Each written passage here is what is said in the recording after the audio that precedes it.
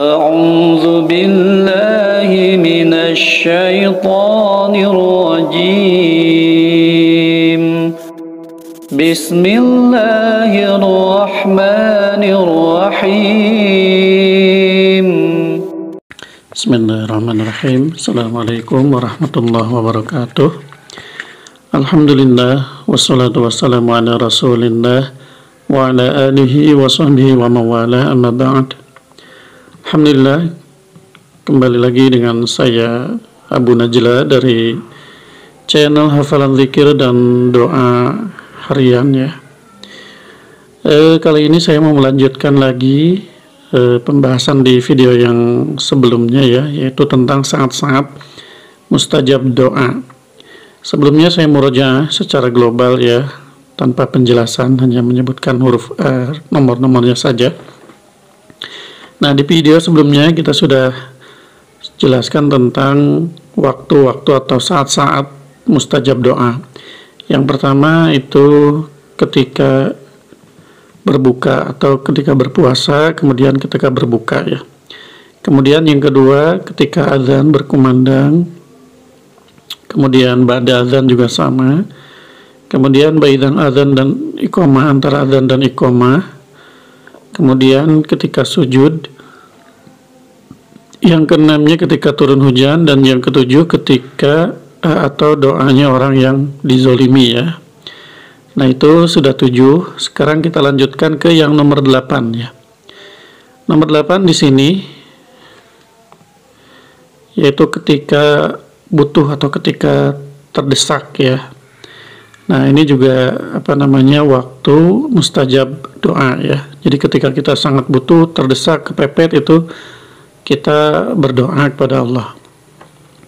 Kemudian yang selanjutnya ini saya percepat saja biar cepat selesai ya. Yang ke-9 di sini yaitu ketika sedang keadaan lapang atau sehat dan sehat ya. Jadi ketika bahagia, ketika senang, kita itu juga sama ya. Ketika susah, ketika senang juga kita disunahkan untuk berdoa, atau itu merupakan salah satu waktu mustajab untuk berdoa. Kemudian yang ke-10, doanya seorang muslim kepada saudaranya tanpa sepengetahuan dia ya, bidhahril ghaib, tanpa sepengetahuan orang yang kita doakan. Itu juga mustajab, dan bahkan itu bisa berbalik kepada kita. Jadi kalau kita mendoakan kebaikan kepada orang lain, misalnya saudara kita yang jauh atau teman kita, sahabat kita yang ada di luar kota misalnya, saat ini di tempatnya itu ada gempa atau ada musibah apa atau ada teror apa di sana.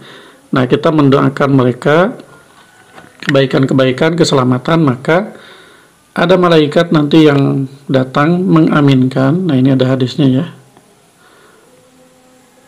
Nah, ini ada malaikat mengaminkan, dia berkata amin, walaka bimisli dzalik, dan dia mendoakan kebaikan yang sama untuk kita.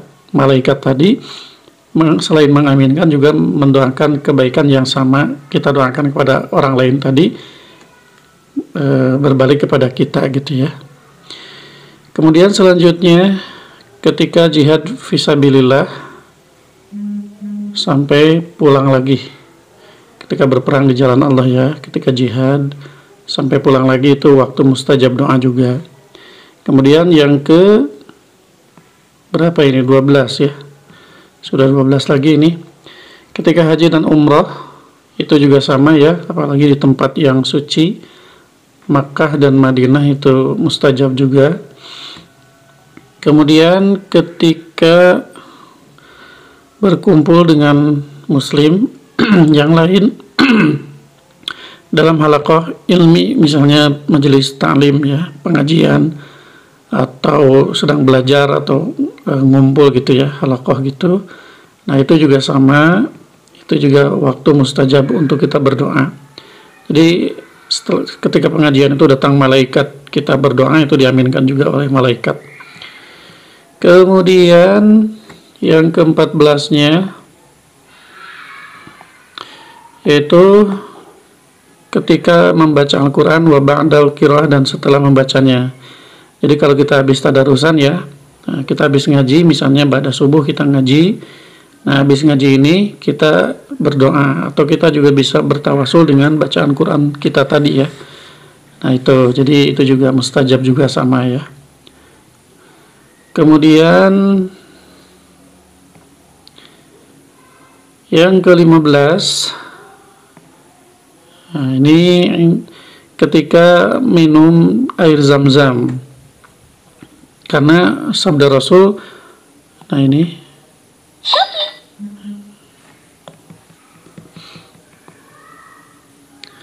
air zam-zam itu gimana orang yang meminumnya ya, gimana niat orang yang meminum. Ma'u zam-zam lima syuribalahu, jadi tergantung niatnya. Maka ketika kita minum air zam-zam, kita berdoa yang baik-baik, insya Allah itu juga mustajab ya. Kemudian yang ke-16, ketika mendengar ayam berkokok. Jadi kalau ada ayam berkokok, khususnya pagi-pagi ya, yang dini hari itu, nah itu kita juga bisa manfaatkan untuk berdoa, karena sabda Rasul ketika kita mendengar ayam berkokok, maka berdoalah gitu ya. Fa innaha ra'at malakan, karena sesungguhnya si ayam tadi itu yang berkokok itu dia melihat malaikat. Kemudian kalau kita mendengar si himar, keledai, bunyi atau apa disebutnya ya, meringik atau apa, maka kita dianjurkan untuk berta'awudz atau meminta perlindungan minasyaiton, dari syaitan.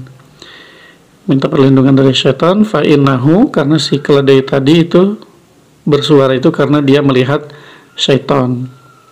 Itu. Tapi kalau di Indonesia, apalagi di kampung-kampung itu hampir nggak ada ya keledai ya. Paling kalau ayam banyak insya Allah. Maka ketika kita mendengar ayam berkokok, apalagi pagi-pagi, itu kita disunahkan untuk berdoa karena si ayam tersebut melihat malaikat gitu ya. Kemudian yang ke-17, nah ketika kita sakit ataupun kita sedang menjenguk orang yang sakit, itu juga sama ya, waktu mustajab doa. Jadi ketika kita sakit itu jangan banyak mengumpat atau menggerutu, tapi perbanyak berdoa, karena itu sakit itu bisa menghapus dosa-dosa kita, menggugurkan dosa-dosa juga. Jadi waktu mustajab untuk berdoa. Begitupun untuk orang yang ziarah kepada orang yang sakit atau menjenguk orang yang sakit, itu pun sama ya, bisa dimanfaatkan untuk berdoa, minimal untuk kesembuhan si orang yang sakit yang kita jenguk gitu ya. Kita mendoakan dia, dan kita juga bisa memanfaatkan waktu tersebut mendoakan hajat-hajat kita atau kebutuhan kita, keinginan kita berdoa saat kita menjenguk yang sakit tadi itu ya.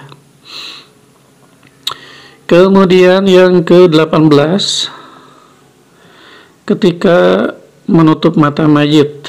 Nah ini kalau ada yang meninggal ya, misalnya kebetulan orang tua kita itu sudah sepuh, sakit, dan pas di hadapan kita misalnya meninggal. Nah ketika kita tutup matanya itu kita disunahkan untuk berdoa, khususnya mendoakan si mayit tersebut, Allahumma ghfir lahu misalnya, dan seterusnya. Juga bisa kita manfaatkan untuk mendoakan diri kita juga. Kemudian yang ke-19, itu ketika kita terbangun dari tidur, khususnya tidur malam ya, terbangun ya, ataupun ketika bangun tidur normal gitu ya, bangun tidur memang waktunya bangun, ada yang bangun tidur karena mimpi atau karena apa gitu ya. Nah itu juga kita manfaatkan untuk berdoa. Kemudian yang ke-20, doa orang tua kepada anaknya. Doa ibu, doa bapak gitu ya, itu juga sangat mustajab, doa orang tua kepada anaknya. Nah, di sini ada hadis Rasul. Nabi sallallahu alaihi wasallam, salasun yustajabu da'watuhum, ada 3 golongan lagi nih yang doanya mustajab. Yang pertama al-walid, yaitu orang tua kepada anaknya. Kemudian seorang musafir yang sedang dalam perjalanan ya. Kemudian wal mazlum, yaitu orang yang dizolimi. Ya udah asar. Sedikit lagi ya. Yang ke-21, ini saya percepat lagi. Nah, ini sebaliknya, doa anak kepada orang tuanya.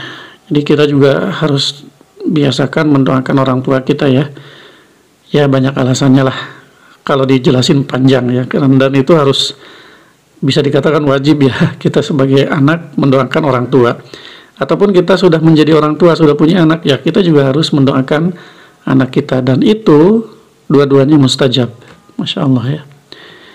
Kemudian yang ke-22-nya ketika safar, ketika bepergian ya. Tadi sudah hadisnya 3 orang atau 3 golongan yang doanya mustajab. Salah satunya musafir. Dan seterusnya ya teman-teman, sebetulnya ini masih banyak, cuman ini sudah asar di sini. Ya mungkin itu saja teman-teman. Terima kasih atas perhatiannya. Mohon maaf atas segala kekurangan bicara saya yang masih belepotan dan juga mungkin terlalu cepat ya karena mengejar waktu juga. Wallahu a'lam bishawab. Yang benar insyaallah datangnya dari Allah, yang salah hanya sebatas kebodohan dan ketidaktahuan saya pribadi. Sekali lagi mohon maaf. Subhanakallahumma bihamdika asyhadu an la ilaha illa anta astaghfiruka wa atubu ilaik. Wassalamualaikum warahmatullahi wabarakatuh.